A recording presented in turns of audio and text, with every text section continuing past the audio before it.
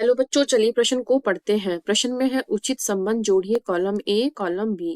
पहला है श्वसन मूल, दूसरा है टीसीए, तीसरा है ग्लाइकोलिसिस, चौथा है ईस्ट, पांचवा है क्रेब्स साइकिल। कॉलम बी में ए है एटीपी, बी राइजोफोरा, सी है CO2 प्लस वाटर या H2O, और डी है पायरुविक एसिड या अम्ल, ई है अल्कोहलिक किण्वन। तो इस प्रश्न की मुख्य अवधारणा है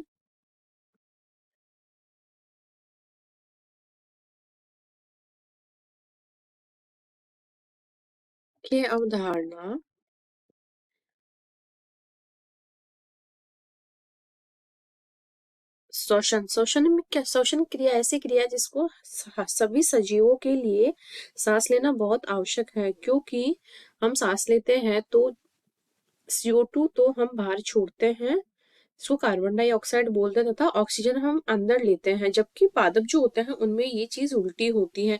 इसलिए ही हमें बोला जाता है कि हरे पादप या पेड़ जितने ज्यादा हो सके उतने ज्यादा लगाएं, क्योंकि जितने ज्यादा हरे हरे पेड़ रहेंगे वातावरण में उतनी ही ज्यादा ऑक्सीजन उत्पादित होगी। तो श्वसन में क्या होता है, दैनिक जीवन में क्या होता है, सभी जीवधारियों को श्वसन अवशोषण करने के लिए, परिवहन, गति, प्रजनन जैसी क्रियाओं करने के लिए तथा सभी के लिए सांस आदि के लिए ऊर्जा की आवश्यकता होती है। तो श्वसन में क्या होता है,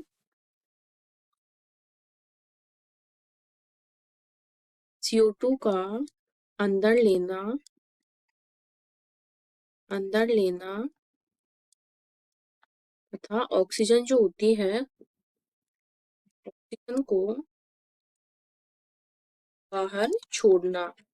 ये किसके द्वारा किया जाता है, पादपों द्वारा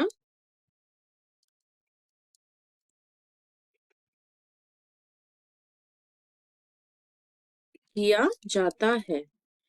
जबकि मनुष्यों के द्वारा क्या होता है, CO2 को तो बाहर तथा O2 को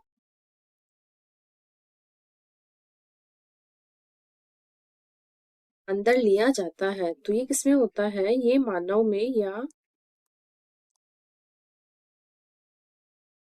सभी जीवधारियों में होता है। जीवधारियों में सभी आ जाएंगे, जिसको मैमल्स बोलते हैं। जीवधारियों में तो इस प्रकार श्वसन की क्रिया बहुत महत्वपूर्ण क्रिया होती है। तो अब इसमें हमारे श्वसन मूल दे रखा है। तो श्वसन मूल क्या होती है, जिसके द्वारा ये राइजोफोरा होती है, एक प्रकार की जड़ होती है। अब है TCA साइकिल में क्या होता है, इसमें क्या होता है, वाटर तथा CO2 जो होते हैं मिलकर के श्वसन का कार्य करते हैं, CO2 व H2O। और जो तीसरा है ग्लाइकोलिसिस में क्या होता है,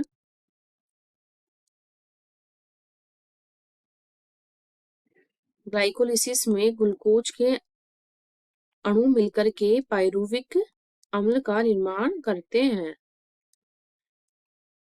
दो अणु, क्योंकि ये 3 कार्बन का बना होता है, इस प्रकार दो पायरुविक अम्ल का निर्माण होता है ग्लाइकोलिसिस की क्रिया के अंतर्गत। ईस्ट में क्या होता है,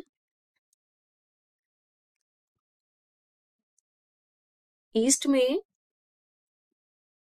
एल्कोहलिक अनऑक्सीजेनिक जो होता है, ऑक्सीजन की अनुपस्थिति में किण्वन की क्रिया होती है, तो उससे एल्कोहल का निर्माण होता है। जैसे लैक्टिक अम्ल का भी निर्माण ऑक्सीजन की अनुपस्थिति में ही होता है। और सबसे लास्ट है हमारा क्रेब्स साइकिल। जो क्रेब्स साइकिल होती है, इसमें ATP का निर्माण होता है। तो क्रेब्स चक्र, इसमें क्या होता है, ATP का निर्माण होता है। तो इस प्रकार हमने बता दिया है, कॉलम ए और कॉलम बी में सही संबंध जोड़ना है तो हम यहाँ इसमें भी सारणी में भी जोड़ लेते हैं। तो इस जो श्वसन मूल है राइजोफोरा, TCA साइकिल है हमारे C, ग्लाइकोलिसिस है पायरुविक अम्ल, ईस्ट है